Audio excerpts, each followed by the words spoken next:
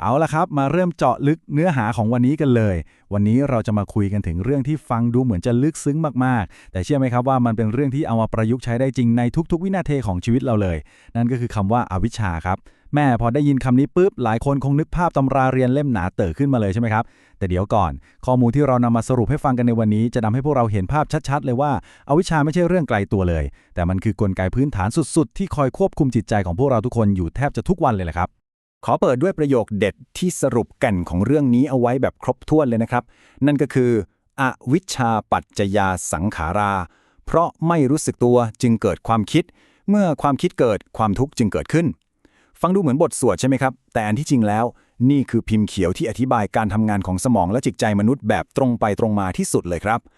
ลองคิดดูสิครับเมื่อไหร่ก็ตามที่เราลืมตัวสติหลุดความคิดก็จะเริ่มทำงานแบบสุ่มๆทันทีและนั่นแหละครับต้นตอของความว้าวุ่นใจทั้งหมดทั้งมวลส่วนที่1อวิชชาในชีวิตประจำวันทีนี้เรามาล้างไพ่นิยามคำว่าอาวิชชากันใหม่ดีกว่าครับลืมความหมายที่แปลว่าความโง่เขลาหรือการสอบตกวิชาการอะไรพวกนั้นไปได้เลยเพราะในบริบทของการใช้ชีวิตจริงข้อมูลระบุชัดเจนว่ามันแปลง่ายๆว่าการขาดความรู้สึกตัวในปัจจุบันขณะครับหรือถ้าจะให้เห็นภาพชัดกว่านั้นมันก็คือการที่เราเข้าสู่โหมดออโต้ไพลอตหรือพูดภาษาบ้านๆก็คืออาการหลงนั่นเองครับร่างกายนั่งอยู่ตรงนี้นะแต่ใจเนี่ยลอยทะลุหน้าต่างไปไหนตอนไหนแล้วลองมาเช็คกันดูหน่อยครับว่าประสบการณ์แบบออโต้ไพลอตพวกนี้ตรงกับชีวิตประจำวันของพวกเราบ้างไหม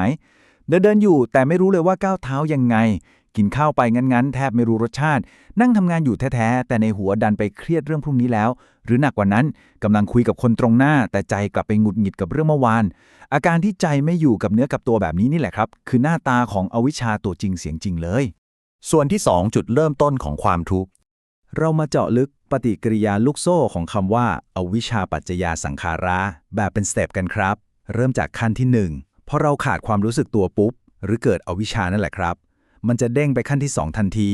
คือใจเราจะเริ่มปั่นความคิดปรุงแต่งอารมณ์ขึ้นมาเองแบบไม่มีอะไรไปเบรกอาการนี้เราเรียกว่าสังขารครับแล้วผลลัพธ์ในขั้นที่3ล่ะก็คือความทุกข์และความว้าวุ่นใจที่ก่อตัวขึ้นมานั่นเอง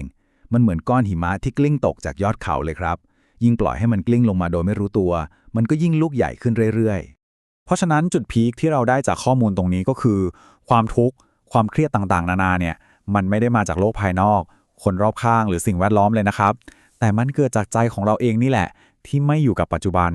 ใจที่มันหลงไปยึดติดไปดิ้นรนต้านทานความคิดของตัวเองนี่เป็นการค้นพบที่พลิกมุมมองเลยนะครับเพราะถ้าทุกอย่างเริ่มที่ใจมันก็จบลงได้ที่ใจของเราเองเหมือนกันส่วนที่3วิชาเกิดเมื่อมีสติลองเอามาเทียบกันให้เห็นภาพชัดๆไปเลยครับด้านหนึ่งคืออวิชชาที่เราเพิ่งคุยกันไปว่ามันคือการเผลอหลงลืมตัวปล่อยให้ชีวิตรันไปแบบออโต้ไพลอตส่วนอีกด้านคือวิช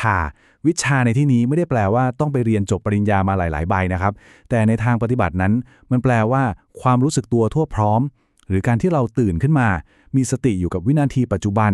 แค่พลิกสวิตช์จากการหลงมาเป็นการรู้เท่านี้เลยครับความหมายเปลี่ยนทันทีและคำว่าสติจริงๆแล้วมันคืออะไรกันแน่สติก็คือการดึงตัวเองกลับมาครับกลับมารู้เนื้อรู้ตัวรู้ว่าร่างกายและจิตใจตอนนี้กำลังทำอะไรอยู่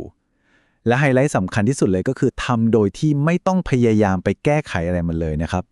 แค่เรารู้ตัวว่าเกิดอะไรขึ้นปุ๊บอวิชชาก็จะดับลงทันทีเลยครับลองนึกภาพเหมือนเราเดินเข้าไปในห้องมืดๆแล้วกดเปิดไฟ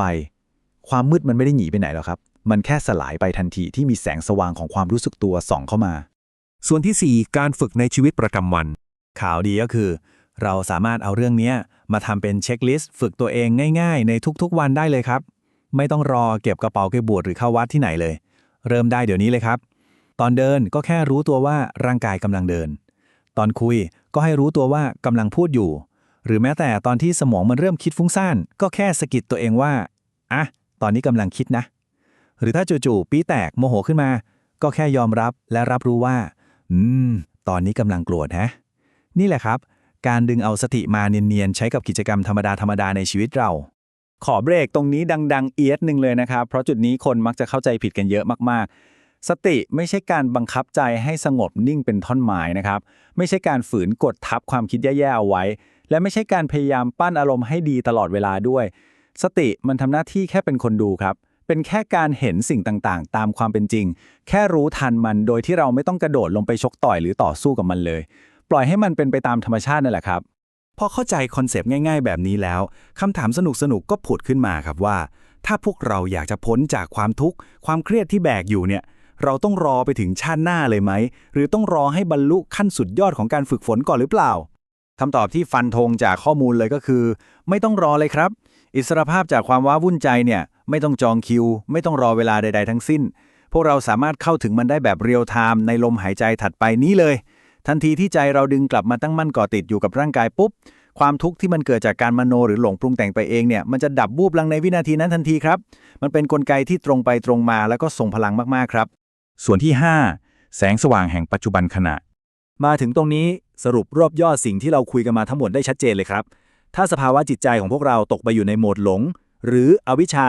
การกระทำก็จะไหลลื่นไปตามอารมณ์และความอยากแบบสุดๆ ผลลัพธ์คืออะไรครับ ก็คือความว้าวุ่นใจที่มันจะก่อตัวหนาขึ้น และก่อติดหนึบเลย แต่ถ้าเราพลิกเกมล่ะ เปลี่ยนสภาวะจิตใจมาเป็นความรู้สึกตัว หรือวิชา เพียงแค่ดึงใจกลับมาซบที่กายและลมหายใจ